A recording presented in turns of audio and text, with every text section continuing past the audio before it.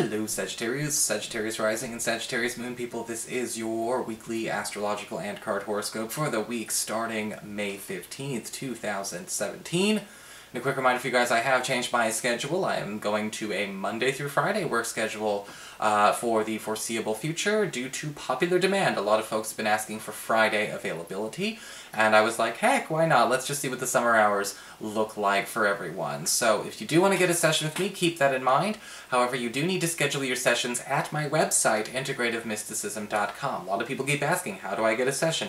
Go to integrativemysticism.com, and there's a self-schedule option, or you can order a downloadable video file.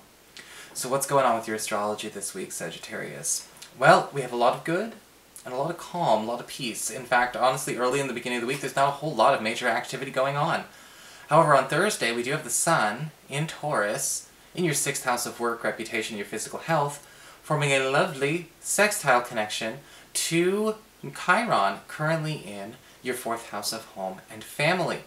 And this actually does create a nice bridge in a situation where we are changing the type of relationship that we have with a family member that's been troubled either for a long time or just in recent weeks and months. In fact, when the Sun and Chiron get together, we're talking about patching up or healing an old wound.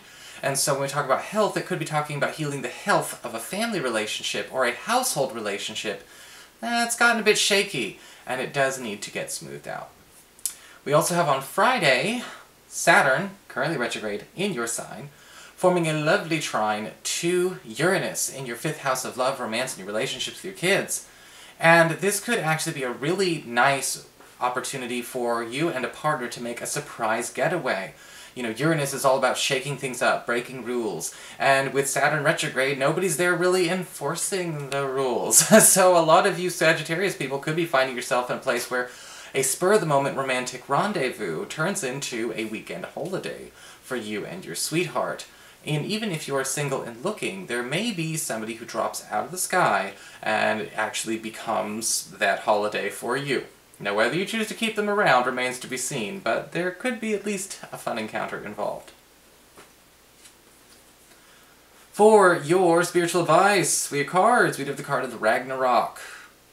Talking about endings, final endings, destruction. Well, not necessarily destruction in a bad sense, though. You know, this card always shows up when it's time to pay attention to what goes on for too long. What have we tolerated for too long? What has become the new mainstay? You know, Sagittarius, sometimes this card can show up where we have let a certain situation or a certain problem go on for far too long, and it's time to say, look, it's over, it's ended, it's done. Okay, we either solve it or we remove ourselves from the person or the situation permanently. Some people honestly don't know that they're procrastinating a solution, and this card can show us where we are. You know, where we might be procrastinating a solution. You know, if you decided to make a lifestyle of a holding pattern, this is the card that is saying, no, you need to use this card to end evil or end dysfunction, end any kind of long-standing issue that, again, everyone's just kind of either grown to tolerate or, again, staying in that, God forbid, holding pattern for reasons I don't understand. Maybe they're waiting for divine intervention. You be the intervention. For your Earth sector, when it comes to your work and finances, we do have the 6 of Wands upright.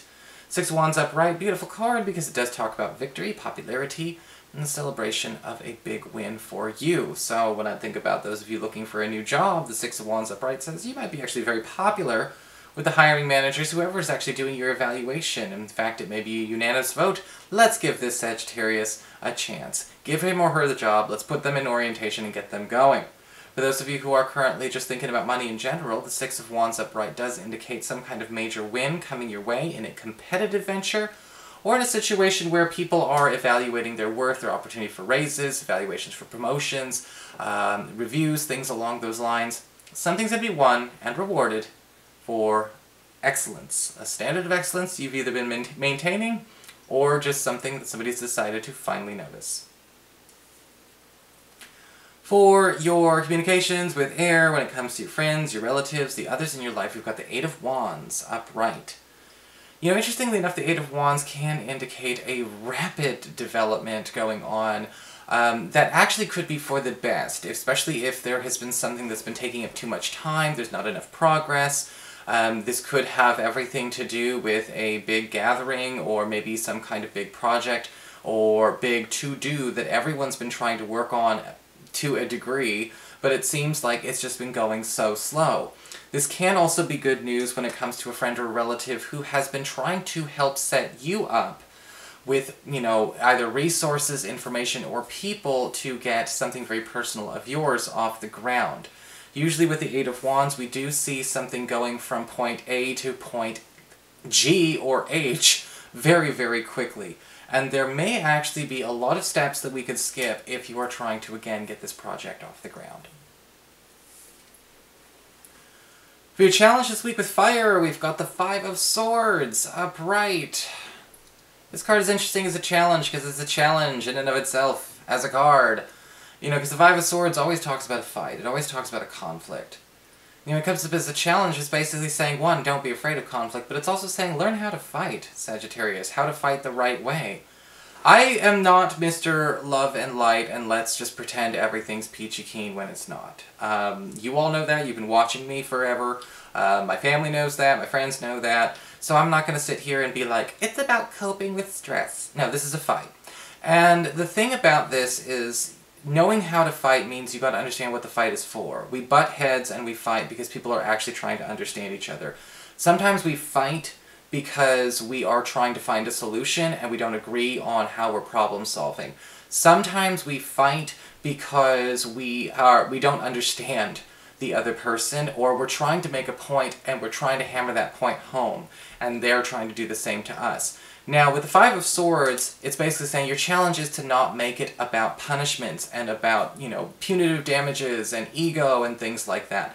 If you're trying to fight to understand each other, if you're trying to fight for peace, then have at it. Just make sure you don't have any weapons in the house. But if you are fighting because you're trying to avenge something, if you're trying to fight to teach somebody a lesson for ego reasons, that's the wrong reason to fight. And they may happen this week. Not gonna lie. For your emotions with water and your romantic life, we do have the Three of Swords reversed. Okay. This card, honestly, I always look at this as the fear to fight. Okay, the fear to fight, the fear to have a conflict, the fear to have dissension, the fear to disagree. And sometimes with the Three of Swords reversed, this can be a warning card in your love life where maybe there does need to be a bit of butting of heads. You and your partner may have your first fight if you're, you know, if you're a budding couple. You're afraid to do it because it's like, oh no, it's a blotch on our record. Actually, the bigger blotch is a couple that doesn't fight. That red flag's on fire. So think of it almost more like a milestone. Our first fight. You know, the Three of Swords reverse can indicate a situation where maybe you or a partner is trying too hard not to have a difficult discussion for reasons, just for reasons. And I think that the Three of Swords is basically saying, it's okay, give each other some credit, and go ahead and do it. For those of you who are single and looking, be careful about somebody who, again, seems too much like a people pleaser, who seems like they're doing everything because they think they're trying to do everything that you want instead of being themselves. It doesn't mean this person's not worth dating, it just means that this person's taking the wrong approach. All in all, when it comes to the Three of Swords reverse, don't cover everything with a coat of whitewash. It's just going to come back, it's just going to bleed through that wash anyway. So we might as well do the real repair work right now. So that is your horoscope. I hope you enjoyed it. If you did, please like, share, and subscribe. You know I appreciate it. And of course, if you ever want to get a session, you can always follow the links below, or go to integrativemysticism.com.